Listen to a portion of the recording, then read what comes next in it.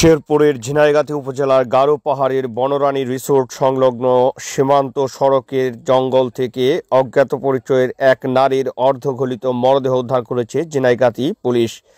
বুধবার ১৯ নভেম্বর সকালে স্থানীয় এক নারী মরদেহটি দেখতে পেয়ে এলাকাবাসী ও পুলিশকে খবর দেন। পুলিশ জানায়, নিহত নারীর বয়স আনুমানিক ৩৫ বছর। মুখমণ্ডল বিবর্ণ হয়ে যাওয়ায় পরিচয় শনাক্ত করা সম্ভব হয়নি। মরদেহের সঙ্গে একটি স্যামসাং বাটন মোবাইল, বাংলালিংক কোম্পানির দুটি সিম কার্ড ও একটি চশমা উদ্ধার করা হয়েছে। খবর পেয়ে ঘটনাস্থল পরিদর্শন করেন পুলিশ সুপার মোহাম্মদ আমিনুল ইসলাম এবং ঝিনাইগাতি থানার ওসি মোহাম্মদ আল আমিন।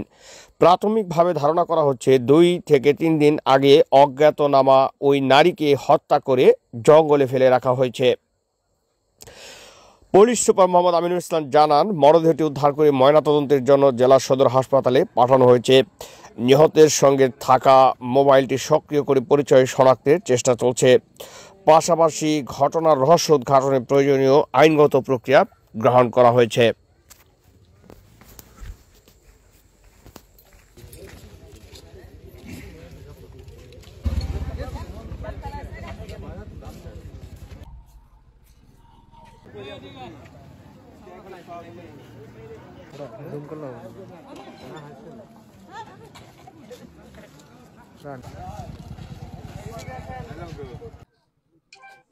সকালবেলা আমি ঘুম থেকে ওঠার পরে পাড়া প্রতিবেশী বলতেছে যে রজনী রাস্তার পাশে নাকি একটা লাশ বের হয়েছে। পরে আমি আসার পরে দেখি রাস্তার পাশে লাশ পড়ে রয়েছে। তার গায়ে পাঞ্জাবি পায়জামা এবং হাতে ঘড়ি আছে। লোকটা অনেক সুন্দর। পরে দেখি লোকজন অনেক ভিড় করছে। লাশটা অনেক দুর্গন্ধ বের হয়েছে। সে কোনো নেতা গেতা হইতে পারে। আমি রাস্তার পাশ দিয়ে যাইতেছি, আপনার অনেক জনগণ রাস্তার পাশে একটা লাশ ফেলানো।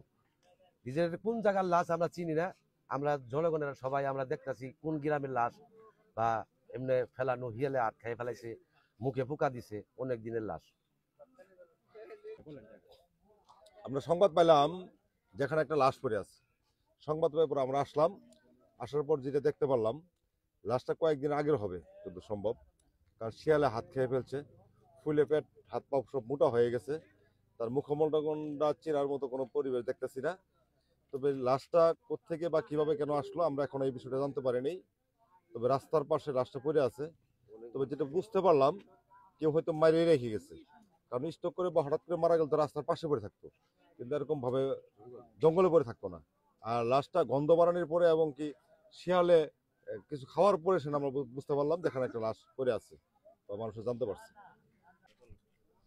সকালবেলা ঘুম থেকে ওঠার পরে যখন সবাই যে আপনার গজনি কর্মমুখী সবাই যাইতেছে, তখন এই জায়গায় গন্ধ পাওয়ার পরে সবাই দৌড়াদৌড়ি করে আসলাম। আসার পরে দেখি যে এই জায়গায় একটা লোক মাইরি কয়েকদিন আগেই মনে হয় মারছে, মাইরি আজকে ফালাই চলে গেছে।